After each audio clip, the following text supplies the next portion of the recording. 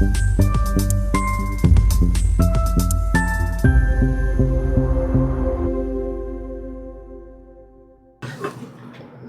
मित्रांनो, आज म्हणजे अमेरिकेतल्या काल अध्यक्ष डोनाल्ड ट्रम्प यांनी एक मोठी घोषणा केली. त्यांनी नाव घेतलं नसलं तरी भारतातला रिलायन्स उद्योग समूह अमेरिकेतल्या 50 वर्षानंतर पहिल्या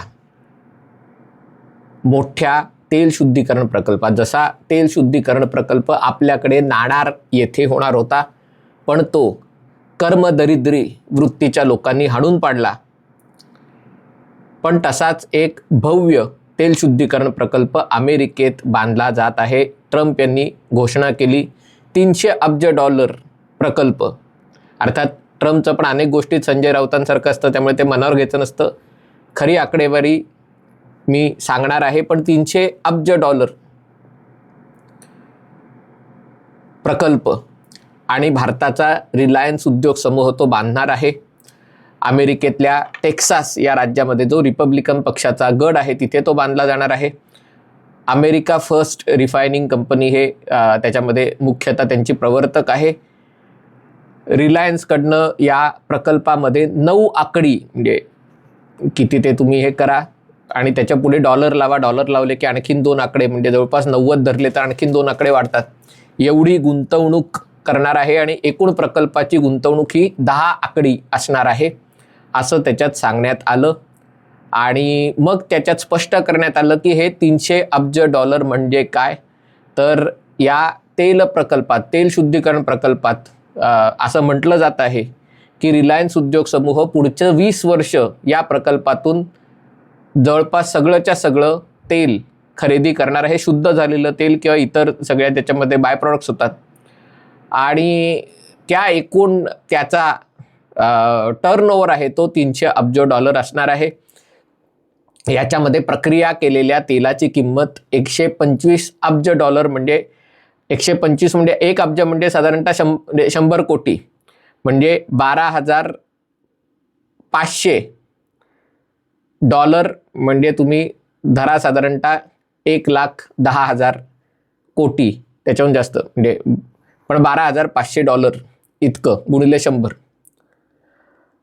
एवढं प्रक्रिया केलेलं तेल असणार आहे, पेट्रोल डिझेल वगैरे. आणि 175 अब्ज डॉलरची त्याच्यामध्ये इतर उत्पादनं आहेत, खतं असतात, इतर रसायनं असतात, या सगळ्याची प्लॅस्टिक आणि इतर सगळे जे त्याची किंमत 175 अब्ज डॉलर असं मिळून 300 अब्ज डॉलरचा हा एकूण प्रकल्प आहे. याच्यामध्ये दरवर्षी 120 कोटी बॅरल तेलावर प्रक्रिया केली जाणार आहे, म्हणजे रोज 16 लाख बॅरलवर प्रक्रिया, 16 लाख बॅरल तेल शुद्ध केलं जाणार आहे. आणि त्याच्यामुळे एवढी क्षमता त्याची असणार आहे याचा अंदाज तुम्हाला. आणि त्याच्यामुळे ट्रम्प यांचं म्हणणं आहे की अमेरिका त्याच्यामुळे आत्मनिर्भर होणार आहे. आत्ता आहे की अमेरिका जगातला सगळ्यात मोठा तेल उत्पादक देश आहे, पण जरी अमेरिकेत खनिज तेल निर्माण होत असलं, उत्पादन केलं जात असलं, तरी त्याच्यावर प्रक्रिया करता येत नाही. कारण अमेरिकेत शेवटची रिफायनरी जेव्हा तेलाची किंमत $5 होती बॅरलला, 5, तेव्हा बांधण्यात आली होती. आज तेलाची किंमत $100 प्रति बॅरल आहे. आणि मधल्या 50 वर्षाच्या काळात अमेरिकेने एकही रिफायनरी बांधली नाही. आणि त्यामुळे अमेरिका काय करते, जरी पूर्वी अमेरिका कच्चं तेलही आयात करायची किंवा पेट्रोल आणि डिझेल आयात करायची, आता अमेरिका जेवढी मागणी आहे त्याच्यापेक्षा जास्त तेल उत्पादन करतं. पण तरी देखील कच्चं तेल उत्पादन करून ते निर्यात केले जातं कोरियाला, जपानला किंवा भारतामध्ये रिलायन्समध्ये किंवा इतरत्र, तिथे ते शुद्ध केलं जातं आणि मग ते पुन्हा अमेरिकेत आणलं जातं. म्हणजे डबल वाहतूक करावी लागते आणि त्याच्यामध्ये रोजगार भारतीय लोकांना, कोरियन लोकांना, चीनी लोकांना मिळतो. आणि त्यामुळे ट्रम्प यांचं असं मानणं आहे की जर रिलायन्सच्या गुंतवणुकीमुळे आणि इतर अमेरिकन कंपन्यांच्या गुंतवणुकीमुळे अमेरिकेतल्या लोकांना रोजगार मिळेल आणि अमेरिकेची व्यापारी तूट आहे ती 300 अब्ज डॉलर 20 वर्षाच्या काळासाठी का होईना ती कमी होणार आहे. आता हे जेव्हा आधी त्याच्या अगदी 1-2 वाक्यात त्याची वैशिष्ट्ये सांगतो, कारण अमेरिकेतल्या ज्या सगळ्या रिफायनरी आहेत त्या ज्याला हेवी क्रूड आहे, जे जड तेल आहे त्याच्या शुद्धीकरणासाठी त्या बनवलेल्या होत्या. आता जे शेल ऑइल म्हणजे जोगसत्ता ज्या भाषेत संधी कपारीतलं तेल म्हणजे काय ते मलाही पटकन संधी कपारी म्हणजे काय असतं हे कोणाच्या डोळ्यासमोर येत नाही, पण समुद्राच्या खालती किंवा जमिनीच्या खालती त्याच्यामध्ये जे तेल असतं ते फ्रॅकिंग करून काढावं लागतं. ते तेल हे हलकं असतं आणि ते शुद्ध यात रिफायनरीमध्ये करता येत नाही आणि त्यामुळे अशा तेलावर रिफाईन करण्यासाठी त्यांना ते भारतात पाठवावं लागतं. तर त्या तेलावर प्रक्रिया केली जाणार आहे आणि त्याच्यामुळे अमेरिकेसाठी हे खूप मोठी उपलब्धी आहे आत्मनिर्भरतेच्या दृष्टीने. आता नाणारमध्ये जी रिफायनरी येणार होती, जी हाय अल्ला डान्स करणाऱ्यांनी पाडून टाकली की नाही, आम्हाला आंबे, काजू, कोकणचा मेवा हवाय.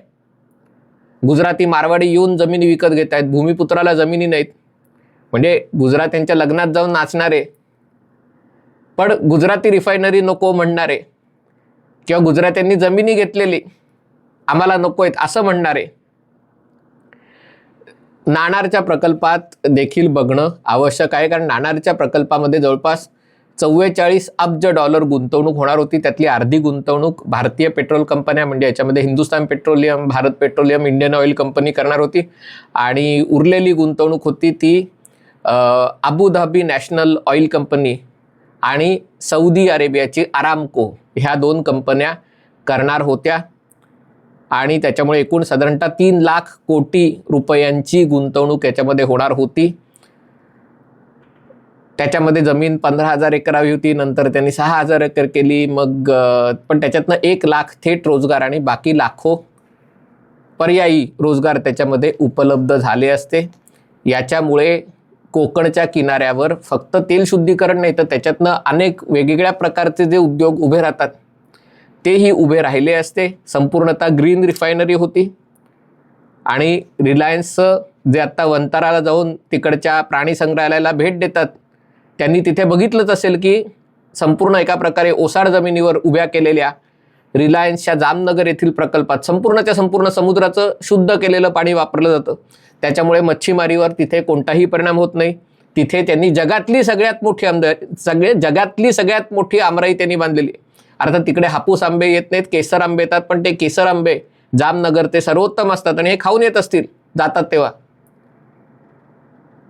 आणि हे सगळं माहिती असूनही, कारण आपल्याला तर चान्स मिळत नाही वंताराला जायचा, यांना चान्स मिळतो, हे सगळं माहिती असूनही केवळ विरोधासाठी विरोध करायचा, कारण यांचा संशय कोणीतरी जमिनी घेतल्या म्हणून यांना जमिनी म्हणजे भूमिपुत्रांना जमिनी राहणार नाहीत वगैरे या कारणासाठी विरोध केला गेला. स्वतः मुख्यमंत्री झाल्यावर पुन्हा त्याच जागी थोडंसं अंतर सोडून मग बारसूला रिफायनरी करूया आणि ते करता आलं नाही, तेव्हा त्याचा दोष मोदी सरकारवर टाकला.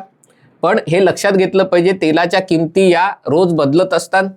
रिफायनरी टाकणं तेव्हाच शक्य होतं जेव्हा तेलाच्या किमती खूप जास्त असतात, तेल कंपन्यांना फायदा होत असतो. फायदा होतोय, तेलाचे भाव $100 $110 राहणार आहेत, तेव्हाच नवीन गुंतवणूकदार त्याच्या येतात. जर तेलाचे भाव $20 आणि $30 असतील तेव्हा गुंतवणूकदार समोर येत नाहीत. जेव्हा संधी होती तेव्हा तेलाचे भाव प्रचंड जास्त होते, तेव्हा खूप एक चांगलं ग्रोथ प्रॉस्पेक्ट होतं सौदी अरेबियाला, तेव्हा विकास करायचा होता. आता परिस्थिती काय आहे म्हणजे नंतरच्या काळात काय परिस्थिती झाली, एक तर त्या सौदी अरेबियाचे युवराज त्यांच्यावर खुनाचा आरोप झाला आणि त्याच्यात त्यांनी त्या एका पत्रकार जमाल खाशोगी याला मारवलं असं त्याच्या विरुद्ध आरोप करण्यात आला. नंतर मग कोविडचं संकट आलं, त्याच्यामुळे अर्थव्यवस्था खाली बसली, तेलाचे भाव $20 $10 म्हणजे तेल साठवायला, तेल विकण्यापेक्षा जास्त खर्च व्हायला लागला. त्याच्यानंतर आर्थिक मंदी आली, म्हणजे जेव्हा तेलाचे भाव खाली कोसळलेले असतात तेव्हा कोणी गुंतवणूकदार येत नाही रिफायनरी काढायला. जेव्हा त्याला धंद्यात मार्जिन दिसत असतं, फायदा दिसत असतो, तेव्हाच तो येतो. आणि त्यामुळे नंतर मग स्वतःला बांधता आल्यावर नाही, मग मोदी सरकारने ती तोडली, मोदी सरकारला ते नकोय वगैरे असं केलं. आणि त्याच्यानंतर म्हणजे ती तेव्हाही बांधता आली नाही आणि नंतरच्या जे एकनाथ शिंदे देवेंद्र फडणवीस सरकार यांचं होतं त्यांनाही बांधता आली नाही अजूनपर्यंत. कदाचित आता ती संधी उपलब्ध झालेली आहे आणि म्हणून ही संधी साधण्याचा प्रयत्न अमेरिकेचे अध्यक्ष डोनाल्ड ट्रम्प करत आहेत. एक जागतिक तुम्हाला हे सांगायचं झालं तर रिलायन्सची जामनगरची रिफायनरी जगात सगळ्यात मोठी आहे आत्ता 12 लाख बॅरल पर डे, रोज 12 लाख 40,000 बॅरल त्याच्यात येतात. हे अर्थात इंटरनेटवरची माहिती आहे, थोडंसं झालं असेल.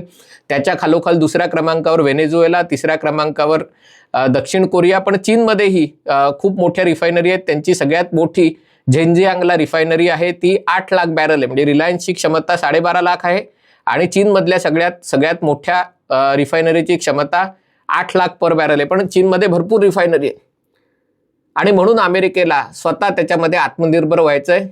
देशांबाबत बोलायचं झालं तर कोणत्या देशाची किती मागणी आहे, आणि म्हणून म्हटलं की भारतात हे का होऊ शकतं, कारण जगात सगळ्यात जास्त तेल पिणारा देश आहे अमेरिका. त्यांना कारण रोज 2 कोटी बॅरल इतकी तेलाची मागणी आहे. त्याच्या खालोखाल चीनची मागणी आहे $1.5 कोटी बॅरल. आणि तिसऱ्या क्रमांकावर भारत आहे, ज्यांची 54 लाख आहे. म्हणजे चीनची दरडोई मागणी, चीनची एकूण मागणी भारताच्या तिप्पट आहे. उद्या भारत विकसित देश होणार, आर्थिकदृष्ट्या प्रगती करणार. महाराष्ट्र $1 लाख कोटी गुंतवणूक असलेलं राज्य होणार. मुंबई $500 अब्ज अर्थव्यवस्था असलेलं शहर होणार. तेव्हा भारताचीही तेल शुद्धीकरणाची गरज ही अनेक पटींनी वाढणार आहे आणि त्याच्यासाठी आपल्याला रिफायनरी हवेत. भारतात तेल तयार होत नाही आणि त्यामुळे रिफायनरी ही समुद्र किनाऱ्यावरच पाहिजे. कारण तुम्ही सौदी अरेबियातनं किंवा इराकमधनं किंवा भविष्यात इराणमधनं किंवा अमेरिकेतनं तेल आणणार, ते काही तुम्ही नागपूरला नेऊ शकत नाही वाहतूक करून. साधं कॉमन सेन्स आहे. किंवा तुम्ही झारखंडला नेऊ शकत नाही, ते समुद्र किनाऱ्यावरच पाहिजे.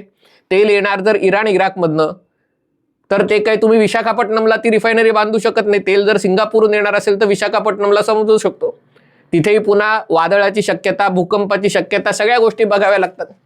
या सगळ्या गोष्टी बघून कोकणातल्या किनाऱ्यावर, कारण ज्या सगळ्या रिफायनरी आहेत त्या मुख्यतः गुजरातमध्ये आहेत, मग मुंबईतल्या आहेत त्या जुन्या रिफायनरी आहेत, मग डायरेक्ट बेंगळुरूला आहेत.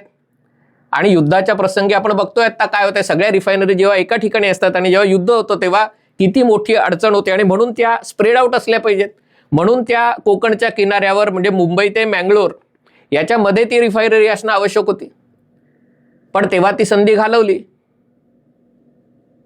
आणि कशासाठी घालवली, आणि आता जर ती घालवली तर मग आता रिलायन्स जर गुंतवणूक करत असेल तर त्याचं स्वागत करा. भारतीय कंपनी एवढा मोठा प्रकल्प बांधते. तिकडे टीका करणारा रिलायन्स म्हणजे काय, मोदींचीच कंपनी आहे, मोदींचा पैसा आहे, मोदी पैसे टाकणार आहेत. किती थिल्लरगिरी कराल. जग कुठे चाललंय, जगात काय होतंय आणि आपण काय विचार करतो याचा विचार करणं आवश्यक आहे. आताची जी परिस्थिती आहे, संकटाची परिस्थिती आहे, जागतिक संकटाची परिस्थिती आहे. पण तेलाचे भाव वाढले असल्यामुळे तेल शुद्धीकरणाची खूप मोठी संधी आत्ता उपलब्ध झालेली आहे. आता कृपया करून एवढी विनंती आहे, हात जोडून विनंती आहे की वाढवण बंदराचा जो प्रकल्प येतोय तिथेही खूप मोठी रिफायनरी होऊ शकते. किमान त्याला विरोध करू नका, नाही तर तिथे त्याला विरोध करायला पुढे हाय अल्लाह करत जाल. याच्यामुळे देशाची प्रगती होत नाही तर नाहीच, पण संकट समयी जेव्हा देशाला तेलाची गरज असते तेव्हा दुसरीकडे हात पसरावे लागू शकतात. अजूनपर्यंत ही वेळ आलेली नाही, पण भविष्यात ती येऊ नये यासाठी आत्तापर्यंत झालेल्या चुकातनं धडा घेऊन पुढे जाण्याची गरज आहे. हा व्हिडिओ आपल्याला आवडला असेल तर कृपया लाईक करा, शेअर करा आणि चॅनल सबस्क्राईब करण्याची विनंती आहे. तुर्तास इथेच थांबतो. पाहत रहा MH48.